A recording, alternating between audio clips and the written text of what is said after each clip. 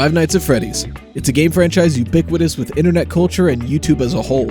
I've already made 4 of my first 5 videos about it, but hey, I'm a growing channel and FNAF gets them sweet views, so I'm gonna milk this cow as much as I can. And right now, that's with ranking videos. This week, the games themselves, and next week, every single jump scare. Yes, I know logically the games themselves should come last, but frankly, that video is going to take a lot longer to make, so the jump scares is coming last. But Riley, I hear you say, how are you going to rank them? Horror factor? Gameplay? Your own personal bias?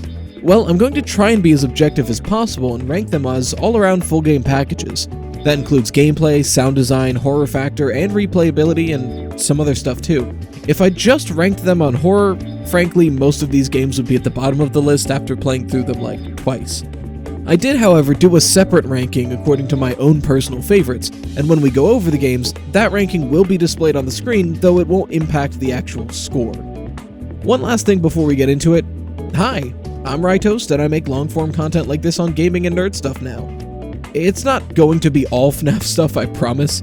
I mean, unless you guys want it to be all FNAF stuff, then, I'm the content machine, I'll make what you want. But if you like me or the content like this, let me know by leaving an actual like on the video. And if you want more of this kind of stuff, feel free to subscribe. I mean it. Feel free. It's free to feel the caress of that subscribe button. And when I say we're approaching the end of the FNAF content for now, I mean I could also use suggestions. I have a few ideas for videos moving forward, but I'm always going to be in need of more ideas. So leave a comment on what you'd like to see next. Anything, really. Now, without further ado, let's rank every Five Nights at Freddy's game.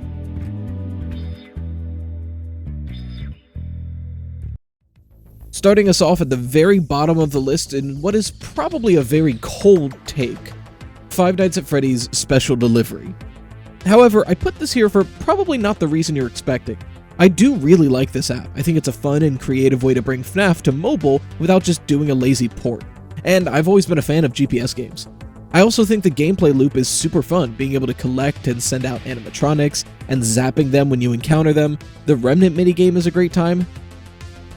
It sounds like I like the app, but there is a huge problem with this game, in my opinion, and it's the practicality of playing it. In every other GPS game, you can play it subtly. Pokemon Go, Pikmin Bloom, even that Harry Potter game no one plays. You could be out at the park and just looking at your phone and no one knows what you're doing. Ideally. You know, you turn off the AR and you just have a good time.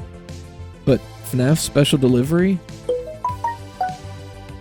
The only place to play this game and not look like a psychopath is in the comfort of your own home. And if I can only comfortably play a GPS-based game at home, that's a failure. If this app had the functionality to play without doing this, it'd be one of my most played apps.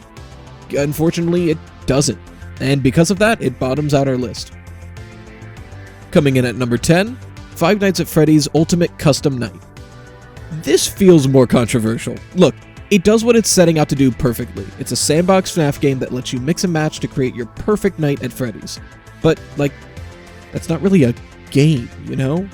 In a franchise so loosely connected to games as this one, where the majority are basically point-and-click QuickTime events, this game is uniquely barren. It has lore, sure, but it feels like a Flash game a fan made, not an official game. Furthermore, there really isn't any scare factor here. I know that this game isn't really meant to be scary, but what does that say about your horror franchise, where the bonus culmination of mechanics is a non-scary plastic arcade game? The jump scares are lazy and go on way too long. I mean, look at this.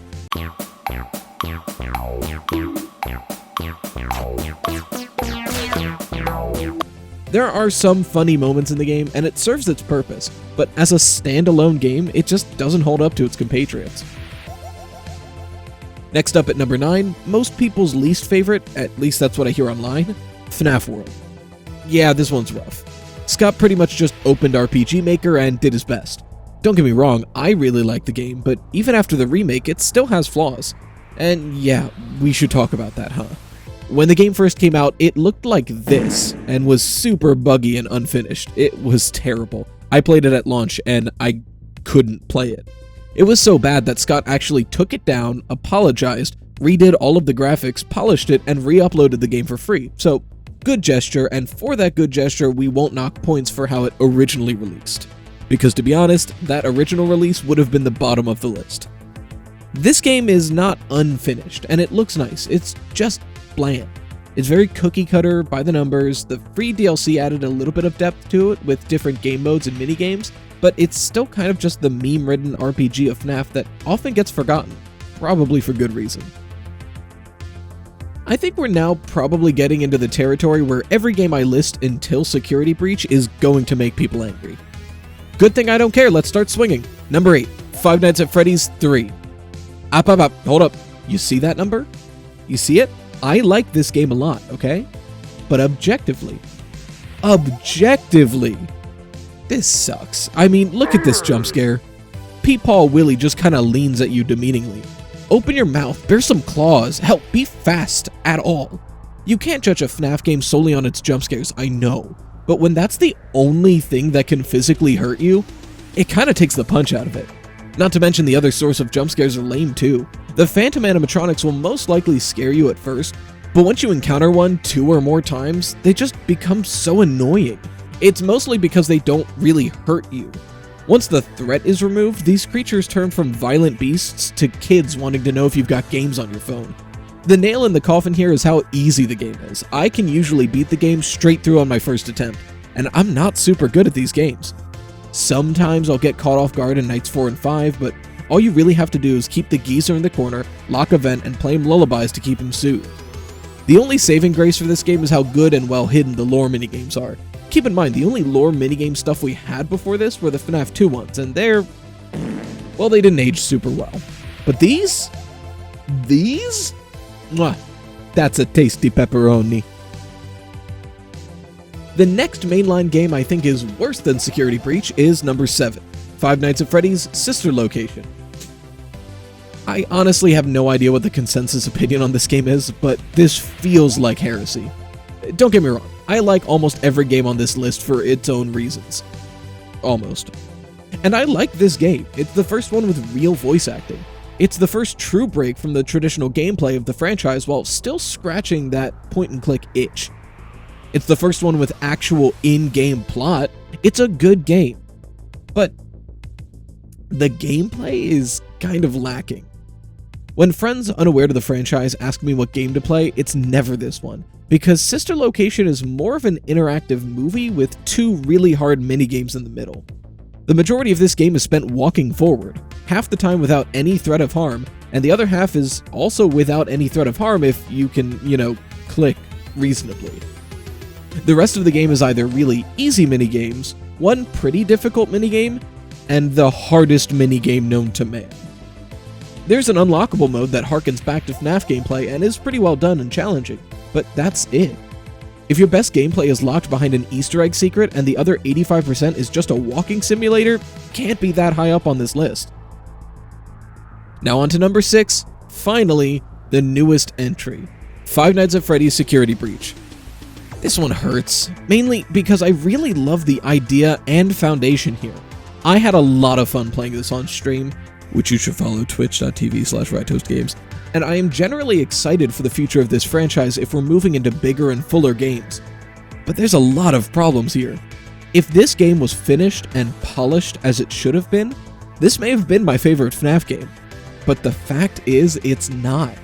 This game is full of glitches and problems. In my casual playthrough, I was completely lost a few different occasions, accidentally spawned 3 chicas that stayed in that area for the rest of the game, saw a flying Monty several times, got killed inside the Freddy suit, got softlocked inside walls, got softlocked inside Freddy, and more. Besides just being a buggy mess, the plot is fractured. There are moments of dialogue that imply we've been doing something that we frankly haven't. Like this. Do not return. It will never be safe. I will miss you. Freddy, if I leave now, nothing will change, will it? There will be more disappearances.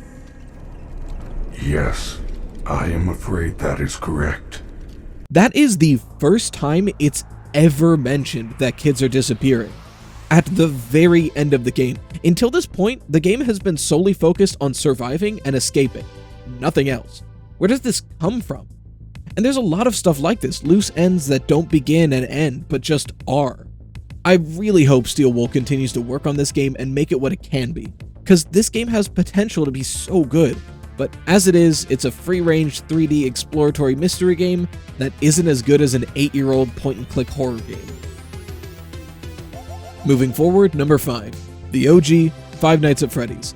At this point, the game is nearing 9 years old, and to this day, it's got some of the best jump scares in the series, best looking models, and least interesting gameplay. Don't get me wrong, its age shows. The cylinder security office does not look good, especially on larger, newer monitors of today. The gameplay is good, but very predictable and one of the easier FNAF games. It is the first one. But man, the models in here are some of the best. They're not complex, they're not overtly scary, they've got that realistic, uncanny valley creep factor that things like Chuck E. Cheese have. They look like they'd be plausible animatronics in a children's restaurant, but with just the right lighting, with just the right angle, their creepiness shows. I really wish that this was the direction they took instead of leaning more into the toy animatronics or the overtly creepy animatronics like the Nightmare ones. And almost all the jump scares are great. They're quick, they're snappy, they're trying to hurt you. One exception being the master of smooth, Foxy. But, I mean, at least he spawned a meme phenomenon.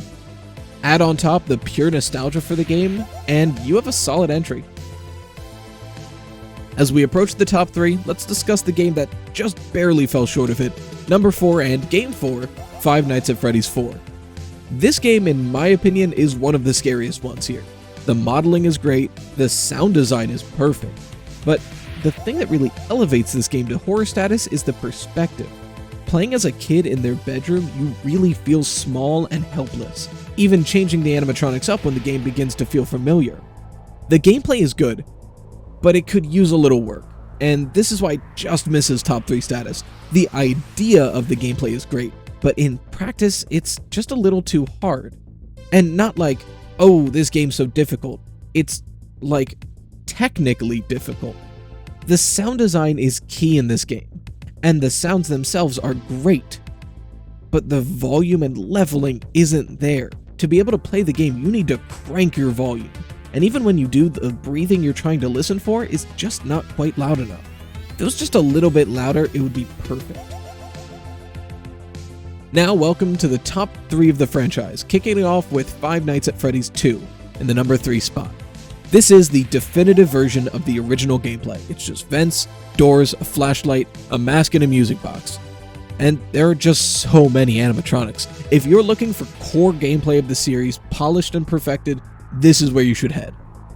I don't personally like it as much, just bias here, but I can't deny that this is the definitive version of basic Five Nights at Freddy's gameplay. There's honestly not much more to say here, it's a good game.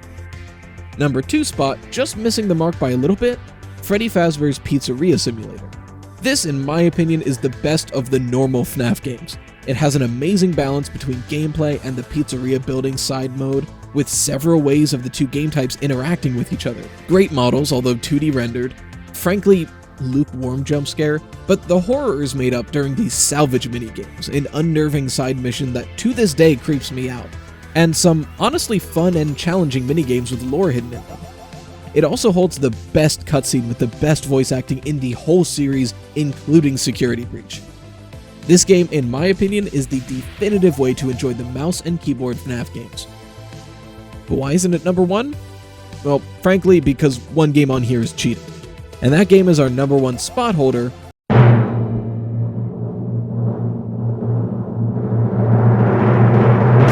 Five Nights at Freddy's Help Wanted. Why is this game cheating? Well, it basically has games 1 through 4 pre-packaged into it, and game modes that are similar to the tasks in 5 and 6.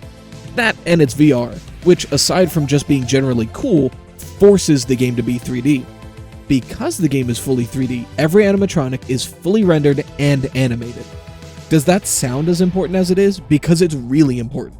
Here's a perfect example on why that makes a huge difference. Here's Bonnie approaching the side door in FNAF 1. Hey, yo, the pizza here! Creepy, it catches you off guard. Here it is remade in Help Wanted. That is terrifying. What's more, the game has several additional game modes, hard modes, secrets to find, DLC that expands the lore and is fun to play. This is, in my opinion, the pinnacle of FNAF, and one could even see it as the perfect ending and homage to the original series of games, making way for lore and characters and new game styles moving forward. I frankly can't find a fault of this game. Perhaps only that the jump scare animations can be occasionally lazy, but they did their best possible due to the limitations of VR. They kinda do just have to shake. And bonus spoiler point, this game has the scariest moment, in my opinion, of any FNAF game, and it doesn't even have a single jump scare in it.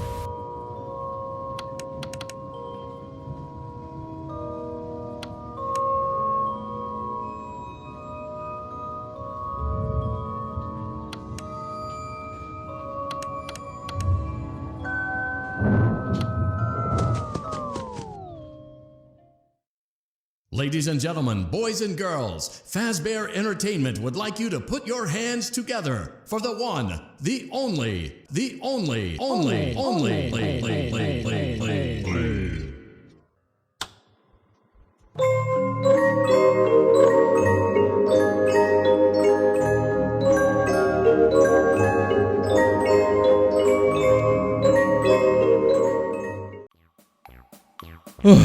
That was a lot, but I mean, like, there's 11 games, so these things happen. What do you think of the list? Do you disagree with some of my points or the ranking in general? I tried to stay as objective as possible, but I'm sure at least a little bit of my bias shined through. Regardless, let me know in the comments of your thoughts, or if you want me to do a deep dive on any of the games in particular. Hey, actually, it's Editor Rytoast here.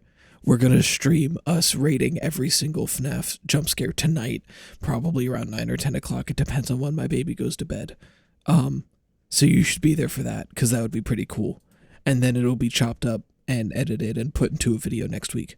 But yeah, I'll see you there. Link in the description.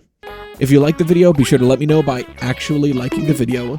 Please, it's super important. And subscribe if you want more content like this. Other than that, as always, remember to stay toasty.